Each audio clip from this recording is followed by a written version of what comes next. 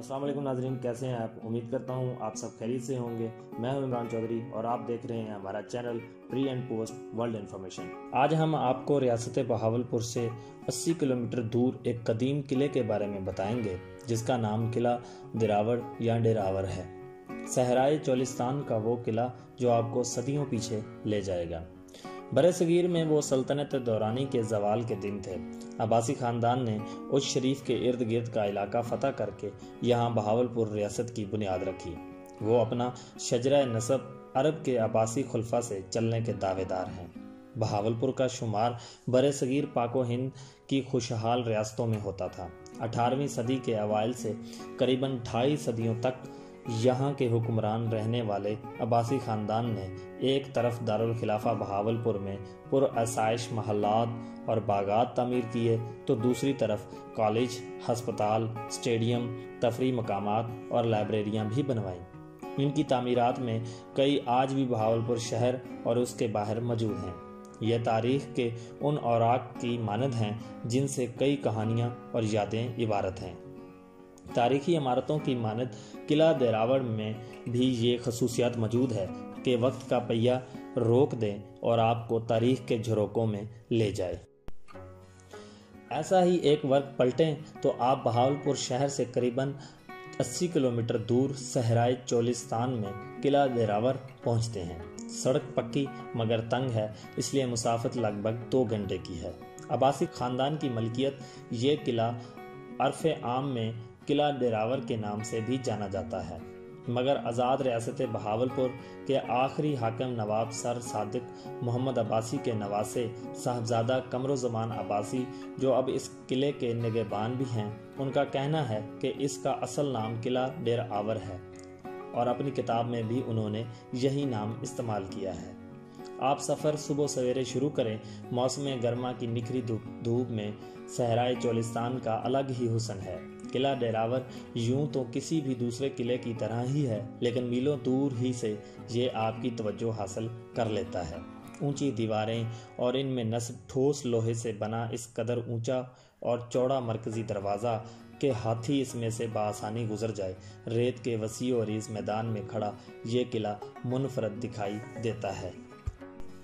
इसके बिल्कुल सामने दिल्ली की मस्जिद की तर्ज पर बनी एक कदीम मस्जिद भी है जो इसके हुस्न को 4 चांद लगा देती है। किले को देखते ही आपको यूं महसूस होगा कि यह किला कई सदियों से मौजूद है। तारीखी इमारतों की मानद किला डेरावर में भी ये खसूसियत मौजूद है कि वक्त का पहिया रोक दें और आपको पीछे ले जाए और आप वापस लौटने में आपका पूरा दिन गुजर सकता है।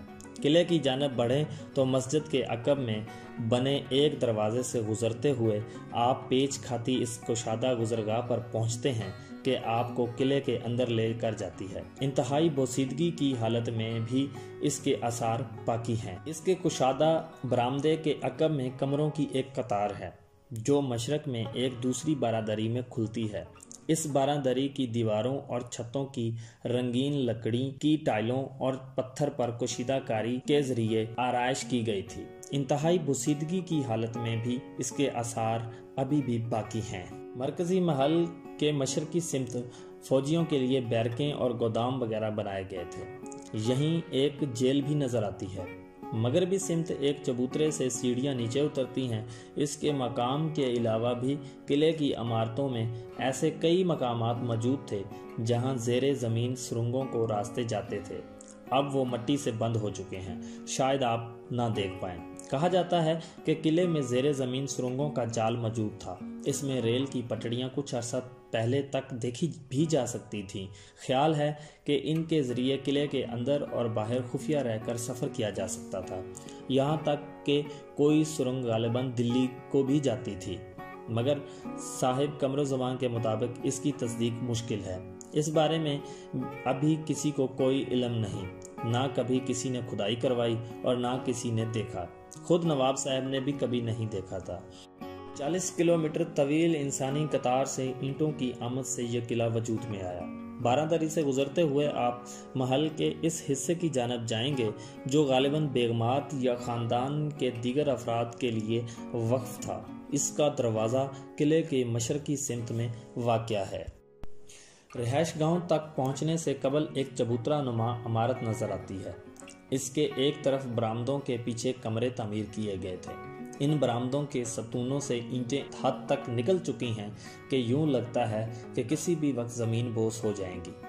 جو اینٹیں قلعے میں ہر جانب لاکھوں کی تعداد میں بکھری نظر آتی ہیں، قمر زمان کے مطابق انہیں بہت مشکل سے یہاں تک پہنچایا گیا تھا۔ قلعے پر قبضے کے وقت اس کی بیرونی دیواریں کچی تھیں۔ ان کی اینٹوں سے چنوائی عباسی دور میں کروائی گئی۔